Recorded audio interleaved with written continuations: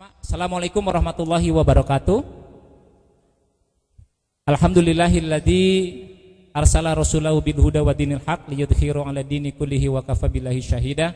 Asyhadu an la ilaha illallah wahdahu la syarika lahu wa asyhadu anna Muhammadan abduhu wa rasuluh. Allahumma shalli wa sallim wa barik ala Muhammad ibni Abdillah wa ala alihi wa sahbihi wa mawalah. La haula wala quwata illa billah. Baik bapak-bapak dan ibu-ibu, hadirin shaimin shaimat rahimakumullah. Alhamdulillah, pada kesempatan sore menjelang berbuka ini kita bersyukur pada Allah, kita masih diberikan kesempatan oleh Allah untuk bisa menjalankan aktivitas kita, ibadah kita hari ini, melaksanakan ibadah puasa. Dan agenda hari ini sebagaimana yang sudah disampaikan, sudah diinformasikan bahwa adalah agenda terakhir sebelum kita masuk kegiatan itikaf, dan insyaallah nanti malam kita akan mulai itikaf. Hari ini kita akan mendapatkan materi yang sangat insya Allah luar biasa, sharing dari guru kita. Ustadz, gimana kabar, sehat Ustadz? Alhamdulillah. Ini mungkin asing di tengah-tengah Bapak dan Ibu karena sepertinya Ustadz baru kali ini di sini. Tapi informasinya dari salah satu jemaah Ustadz tadi ngobrol, sempat katanya beberapa tahun yang lalu. Ya, boleh. Ustadz pernah ke sini, cuman karena ada miskomunikasi, entah berapa tahun yang lalu katanya. Hah? Oh gitu. Isra Mi'raj. Oh mungkin. Wallahu alam, mungkin saya belum di mahkota kali ya. Baik Pak, langsung saja karena waktu juga mepet. Sejatinya beliau ini kalau ngisi ini memang cocoknya 2 jam Pak, karena materinya luar biasa bagus. Beliau memiliki banyak sekali pengalaman. Saya sampaikan dulu Pak singkatnya ya, terkait dengan biografi beliau. Mohon izin Ustaz ya, Ustaz untuk menyampaikan Ustaz biar kenal semua. Jadi beliau ini lulusan dari alumni Universitas Al-Azhar, Kairo, Mesir. Ya, asli wong Jawa. Nanti lebih lengkapnya Ustadz yang akan menjelaskan. Kemudian beliau adalah founder dari pengasuh Rumah Quran Mulia se-Indonesia. Kemudian juga santri beliau kurang lebih ada 10 ribuan lah. Ya. Dan konsultan keislaman di perusahaan nasional dan internasional, konsultan keluarga, juga motivator penghafal Quran dan pembimbing para mu'alaf. Dan menarik, beliau di usianya yang insya Allah nggak jauh beda dengan saya, tapi beliau sudah memiliki anak 9. Masya Allah, tabarakallah. Gitu Ustaz ya. Itu aja singkat biografi dari beliau. Nanti untuk lebih jelasnya insya Allah Ustaz yang akan menyampaikan lebih lengkap dan lebih jelasnya. Untuk itu Ustaz, tema kita hari ini adalah giat sukses mendidik anak cara Al-Quran. Karena setiap harinya Ustaz ini selalu berinteraksi dengan Al-Quran, dan banyak sekali pembinaannya di seluruh Indonesia. Untuk itu kepada Ustadz Kiai Haji Muhammad Nurul Anwar, monggo Ustadz, waktu dan tempat kami persilakan. Bismillahirrahmanirrahim. Assalamualaikum warahmatullahi wabarakatuh. Alhamdulillah wassalatu wassalamu ala Rasulillah wala haula wala quwata illa billah. Allahumma salli ala sayyidina Muhammad wa ala ali sayyidina Muhammad wa ba'd. Bapak Ibu sekalian yang mudah-mudahan dimuliakan Allah Subhanahu wa taala, Ramadan adalah syahrul Quran. Ramadan memiliki banyak keistimewaan. Di antara keistimewaan Ramadan adalah malam Lailatul Qadar, yang insyaallah nanti malam kita sudah akan masuk pada malam ke-21. Di malam Lailatul Qadar ini Allah menurunkan Al-Quran dari Baitul Ma'mur ke Baitul Izzah, dan sejak saat itu diturunkan ke bumi selama hidup Rasulullah SAW sejak diangkat menjadi Nabi pada usia 40 tahun. Ketika kita berbicara tentang Al-Quran dan juga berbicara tentang pendidikan anak-anak, maka sesungguhnya Al-Quran mengajarkan kita untuk memberikan seluruh apa yang menjadi kebutuhan seorang hamba dalam menyembah Rabb-nya, yaitu Allah Subhanahu wa ta'ala. Sehingga kemudian di dalam Al-Quran itu 3/4 isinya adalah kisah. Dan kisah yang ada dalam Al-Quran hanya bercerita tentang 2 orang saja, tidak ada yang ketiga, yaitu orang beriman dan orang yang tidak beriman. Dan ujung dari perjalanan kisah itu hanya 2, wan nazi'ati gharqa wan nasyitati nashta. Apakah dicabut dengan cara yang keras sebagai tanda kekafiran atau dicabut nyawanya dengan lembut dengan tanda keimanan? Setelah itu sambutan di alam kubur hanya dua, yaitu burung yang berwarna hijau membawa ruh orang beriman untuk keliling surga. Sehingga orang beriman itu nanti memohon kepada Allah, ya Allah percepat hari kiamat. Kenapa? Alam transitnya saja indah, apalagi alam surganya. Sedangkan orang-orang yang tidak beriman, dia akan disambut ya dengan berbagai macam azab. Sampai Allah mengatakan di Al-Qur'an tentang Fir'aun, annaru yu'raduna 'alaiha ghuduwan wa 'ashiyah. Di alam kubur itu sepanjang pagi, sepanjang sore, sepanjang malam, sepanjang waktu kubur itu hanya untuk siksaan.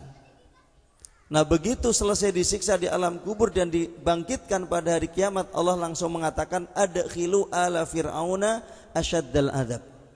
Masukkan ya Fir'aun dan orang-orang yang ngikutinya ke neraka untuk mendapatkan adab yang paling pedih.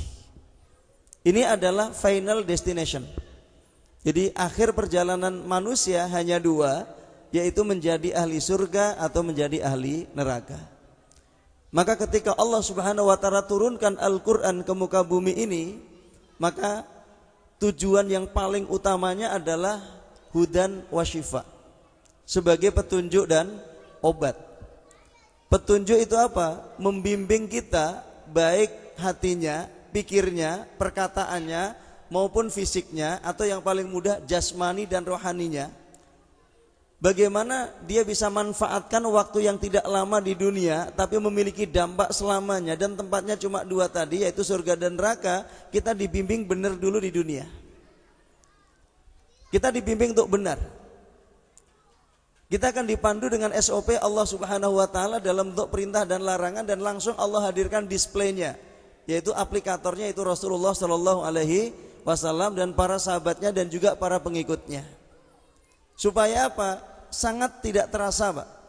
Ketika orang-orang kafir dimatikan oleh Allah Subhanahu wa taala, tiba-tiba mereka baru menyadari kalau kehidupan dunia itu apa? Tidak lama. Ka'annahum yauma yarawnaha lam yalbathu illa asyiyatan au duhaha.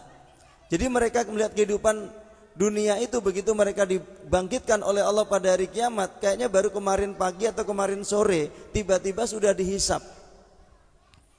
Padahal ketika hidup di dunia rasanya sulit, rasanya harus kerja, rasanya harus kesana kemari, kayaknya nunggu pagi aja lama, nunggu siang aja lama, tapi begitu sudah dilewati, subhanallah. Bahkan kalau kita lihat di surat An-Naba ayat yang ke-40, banyak yang nyesal. Di antaranya apa? Orang kafir yang ketika melihat syat itu kambing, disidang oleh Allah di hari kiamat. Begitu selesai sidang, nanti bisa lihat di tafsir Ibnu Katsir, Allah mengatakan kepada kambing tersebut, kuni turoban, wahai kambing, jadilah engkau tanahnya akhirat. Artinya tidak menjadi ahli surga, tidak menjadi ahli neraka. Kenapa? Karena tidak punya akal, dia nggak punya taklif ya, beban menjalankan syariat. Maka orang kafir yang melihat persidangan itu mengatakan, ya laitani kuntu turaba. Rasanya kalau dulu aku menjadi tanah, kayaknya lebih baik gitu kan. Tapi sudah berlalu. Sudah berlalu. Maka sekarang kita perlu mengambil dari hikmah dari itu semuanya. Jangan sampai hidup kita yang tidak lama memiliki dampak selamanya menjadi sia-sia. Bahkan kemudian banyak orang yang tiba-tiba bermimpi punya anak soleh, tetapi kemudian itu mimpi yang tidak pernah terwujudkan. Persis dengan keinginan orang kafir yang dimatikan oleh Allah, tiba-tiba minta dikembalikan ke dunia hanya sebentar supaya bisa beramal. Sampai mereka mengatakan, laula akhartani ila ajalin qarib, ya Allah, seandainya engkau balikan aku ke dunia sebentar saja, apa yang akan aku lakukan? La asaddaqa wa akum minas solihin. Aku akan bersedekah dan aku akan menjadi orang soleh. Ini adalah satu-satunya harapan yang tidak pernah dikabulkan oleh Allah Subhanahu wa taala. Kenapa? Sudah expire date, masanya sudah habis. Pada saat yang sama orang di dunia bingung mau ngapain hari ini. Bagaimana mendidik pasangan, bagaimana mendidik keluarga. Subhanallah, ada satu kisah, Pak. ada pejabat luar negeri memiliki seorang anak pecandu narkoba, usianya 16 tahun. Dia kenal dengan pejabat Indonesia, tiba-tiba minta untuk dikoneksikan dengan saya by Zoom online sekitar jam 12 malam. Targetnya adalah bagaimana bisa memberikan terapi kepada anak di usia 16 tahun pecandu narkoba, dan kemudian tidak ingin orang tuanya disalahkan, bayaran berapapun akan diberikan. Ya, dengan izin Allah, saya biasa berinteraksi dengan anak-anak pecandu narkoba, bukan hanya anak, orang tua. Bahkan dari kecil sampai orang tua pecandu narkoba dititipkan di tempat saya 3 bulan, diterapi dengan sholat malam dan Al-Quran, itu dengan izin Allah sembuh. Sampai anaknya kemudian menjadi penghafal Quran. Makanya kemudian mereka tahu kalau saya nangani seperti itu. Akhirnya apa? Saya bilang, tidak ada masalah, saya hanya memberikan satu analogi. Kalau dari hulu ada aliran air yang alirnya comberan, kira-kira sampai hilir, itu kira-kira tetap hulu hilir ya. Kira-kira tetap comberan atau jadi air bersih, Pak? Comberan atau air bersih? Comberan. Sekarang kalau air dari hulu itu adalah air bersih, sampai di hilir mungkin gak tercemar? Mungkin. Yang dari hulu bening aja sangat mungkin sampai hilirnya tercemar, apalagi kalau dari hulunya sudah tercemar. Tapi nggak apa-apa, akhirnya kemudian meeting by Zoom. Ini pejabat luar negeri. Sang bapak itu adalah staf ahli Perdana Menteri. Kemudian sang ibu sebagai pemegang perusahaan di 16 negara. Kemudian bahasa simpel saya adalah, Bapak Ibu sekalian, kenapa kerjaan di perusahaan itu rapi dan terkoordinir? Saya bilang karena di perusahaan itu ada rapat kerja perusahaan. Rapat kerja itu menghasilkan SOP. Ada target, kemudian apa? Ada aturan. Semua orang yang masuk ke perusahaan itu diperkenalkan oleh aturan tersebut. Bahkan kemudian ketika mereka pun ahli, katakan ahli IT, dari fakultas IT, kemudian masuk ke perusahaan di bidang IT, dia pun masih diperkenalkan dengan masa percobaan. Subhanallah. Dan kemudian ketika ada kesalahan, itu nanti diberikan yang namanya supervisor. Ini bicara tentang kerja. Sehingga kemudian ngurusin perusahaan dengan ratusan ribu karyawan itu menjadi mudah karena apa? By system, by SOP. Pertanyaan saya balik, pernah nggak ibu punya anak ini, pernah nggak rapat kerja keluarga? Jawabannya tidak pernah. Berarti selama ini walaupun anak cuma satu di rumah, pasangannya juga pasangannya sebagai bapaknya, tapi kemudian karena tidak pernah merumuskan perjalanan hidup mereka mau seperti apa, akhirnya masing-masing hidup dengan persepsi dan asumsi. Apa yang terjadi? Anak kemudian karena setiap hari dikasih uang, sarana, fasilitas, orang tuanya ngurusi perusahaan, ibunya, bapaknya ngurusi negara, pada akhirnya anak menjadi pecandu narkoba. Saat sudah parah, tiba-tiba ingin kemudian anaknya diterapi tanpa menyalahkan orang tua.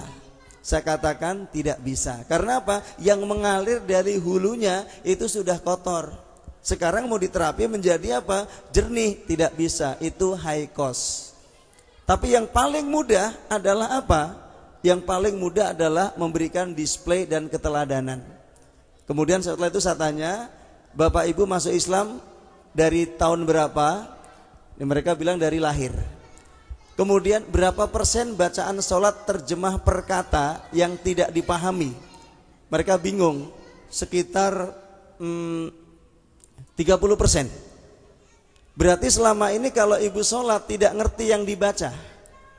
Iya, berarti menjadi formalitas. Nah, sekarang kalau sholat itu menjadi formalitas, apa yang akan dihasilkan? Mesti tidak ada. Karena ketika Allah mensyariatkan puasa, sholat, target besarnya tanha anil fasya'i wal mungkar, mencegah perilaku yang mengerjakannya dari perbuatan keji dan mungkar. Contoh, orang sebelum sholat pelit, setelah sholat mestinya dia dermawan. Sebelum sholat dia pemarah, habis sholat mestinya apa? Pemaaf. Sebelum sholat dia adalah berkarakter keras, habis sholat harusnya lembut. Nah kalau ada orang sebelum sholat kasar, habis sholat kasar, problem gak di sholatnya? Mesti problem. Karena sholat ini adalah amalan yang paling sering kita lakukan, dan kata Allah, tanha anil fasya'i wal mungkar. Nah kenapa ada orang sholat tiap hari 5 kali bertahun-tahun tapi masih bisa emosi, sakit hati, benci, dendam, bahkan bisa memfitnah saudara sendiri? Ini diantara sebabnya adalah dia tidak mengerti apa yang dibaca. Kenapa ada orang ketemu orang di Inggris, kemudian terjadi obrolan, sampai terjadi kesepakatan dalam bentuk kerjasama dan membuat agreement, MOU, kemudian menghasilkan kerjasama tingkat antar negara karena mengerti yang dibicarakan. Nah sekarang ada orang ngomong tiap hari munajat dengan Allah, nggak ngerti di yang dibaca, mesti nggak bawa pulang hasil. Sehingga akhirnya apa? Banyak orang tiba-tiba mimpi pengen punya anak soleh, Pak. Mimpi pengen punya anak soleh. Contohnya Ustadz, contohnya saya tadi sebelum berangkat ke sini menangani kajian antar benua. Yaitu kajian wajib antara suami dan istri wajib ikut. Kalau yang nggak suami istri tidak boleh ikut. Dan rata-rata usia di atas 55. Ya tadi itu sebenarnya habis asar, tapi karena hari ini ada acara di sini, geser ke habis duhur jam 1. Otomatis Kanada itu baru jam berapa? Ya mereka harus bangun lebih cepat. Kemudian yang di Inggris itu bagian penanganan COVID di Inggris, dan juga jurnalis senior ya di Inggris. Itu murid-murid saya di sana. Kemudian yang di Toronto, kemudian yang di Malaysia, di Singapura tadi antar benua. Dan itu semuanya adalah orang yang secara karir, Pak. Usia 55 itu kan materi sudah mau selesai, posisi sudah mau selesai, relasi sudah mau selesai. Rasa makanan biasanya banyak yang berubah, Pak. Nah di saat mereka ternyata dunia dan materi itu hampa, larinya ujung-ujungnya ke masjid dan pengen bertobat kepada Allah.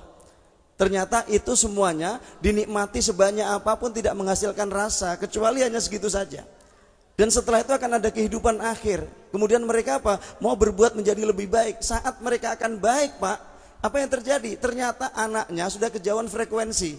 Begitu mau ditarik untuk tobat juga udah nggak bisa, dan bahkan kadang-kadang berantem dengan orang tua. Sehingga nanti akan banyak orang tua yang sholat, yang beribadah, berbuat baik, tapi karena dia nggak mendidik keluarga, itu banyak pahalanya dihabiskan oleh dosa anak-anaknya yang tidak dididik oleh orang tua dan tidak diawai oleh orang tua. Kenapa? Dari awal dia tidak menyiapkan.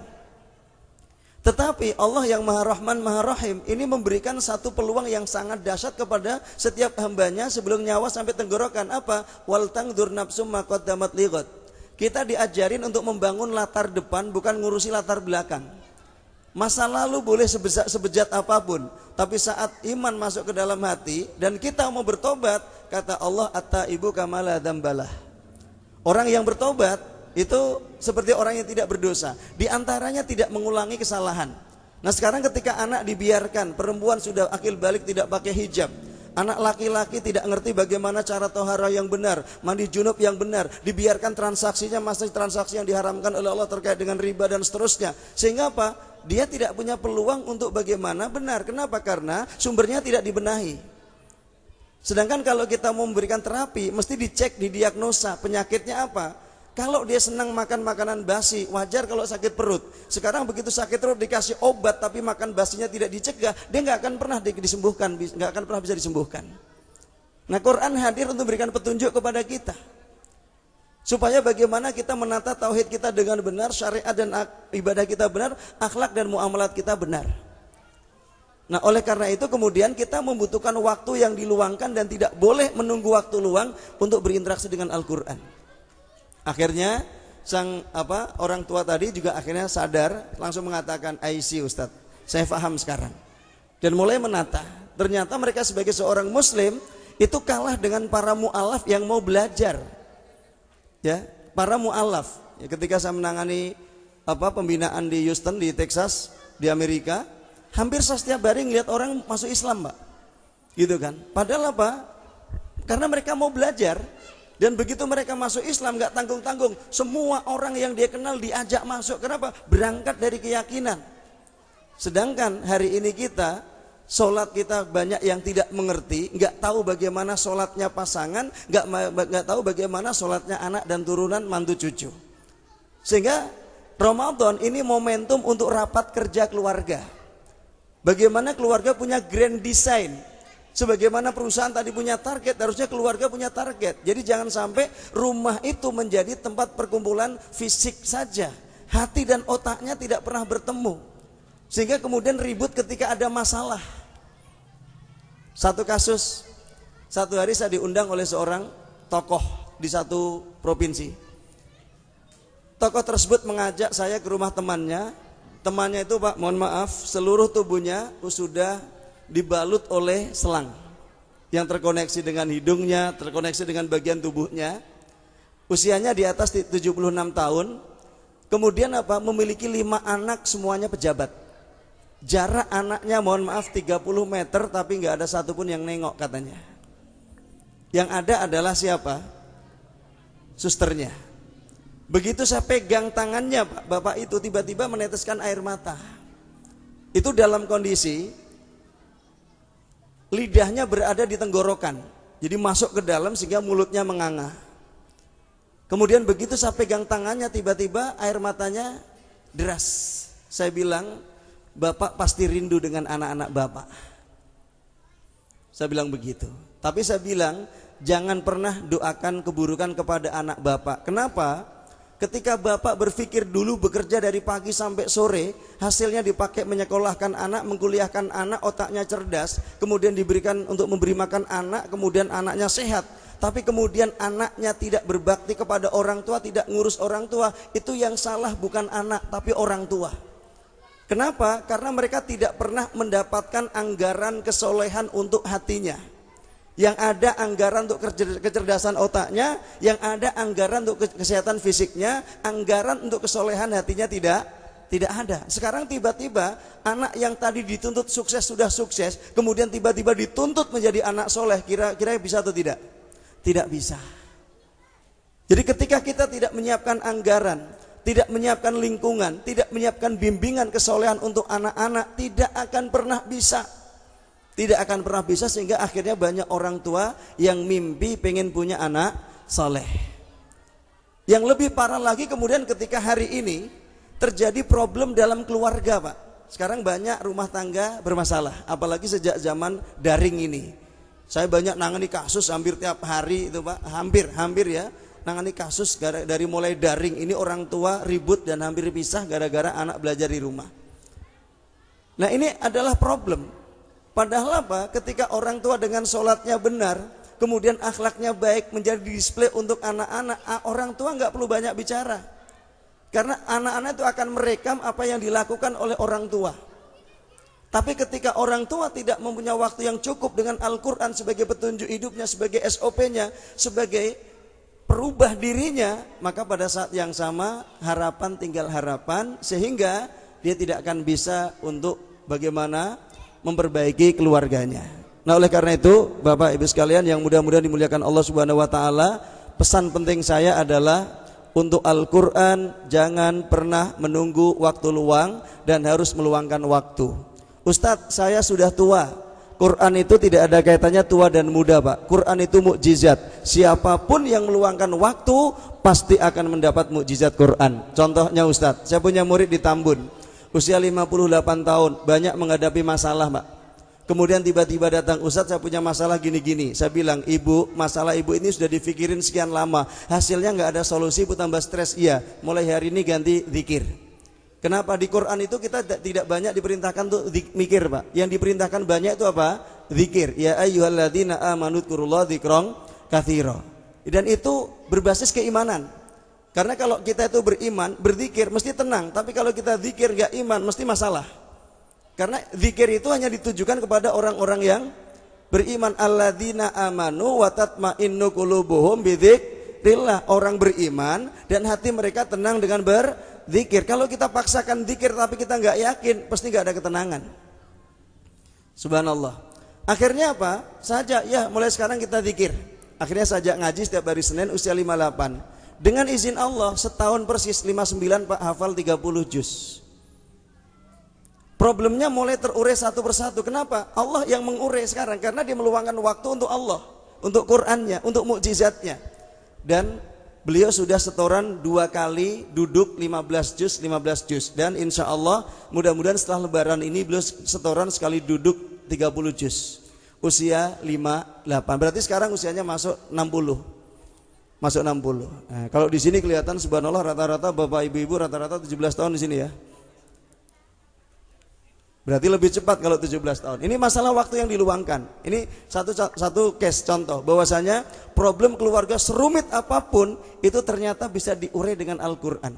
Belum penyakit-penyakit yang lain. Saya biasa nangani orang cancer, nangani orang stroke, nangani anak autis. Anak autis itu pernah dari Surabaya. Jadi kalau ketemu orang mencekik, ngeliatin mobil orang dilempari batu, dia yelling, teriak-teriak. Dia ngompol tiap malam, bicara nggak bisa. Sudah diterapi sekitar 6 tahun, tapi nggak banyak perubahan. Waktu itu bapaknya nanya, Ustaz ini bisa nggak diterapi? Bisa dengan Al-Quran. Setelin Quran 24 jam tiap hari 1 surat saja, nanti laporan ke saya setelah 1 bulan. Setelah 1 bulan ternyata mengalami perubahan Pak, mengalami perubahan dan hafal dan bisa bicara. Setelah itu dari Surabaya dikirim ke rumah saya di Limus. Kemudian saya kasih 7 pembimbing dari jam 3 pagi sampai jam 10 malam, ganti per 3 jam.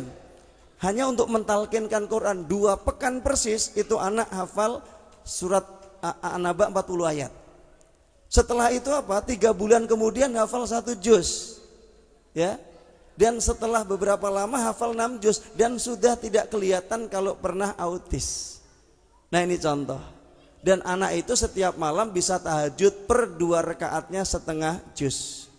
Gara-gara anak itu saya diundang Kementerian Agama Jawa Timur untuk menjadi pembimbing guru agama se-Jawa Timur di bidang Al-Quran.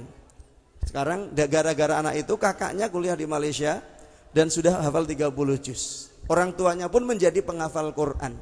Karena saya bilang anak dituntut ngafal, orang tuanya nggak memberikan teladan ngafal. Kira-kira anak kalau pulang ngafal atau males? Males Pak. Makanya banyak sekali anak dari pesantren itu kalau pulang males dia ibadah. Males kenapa? Karena nggak ada lingkungan.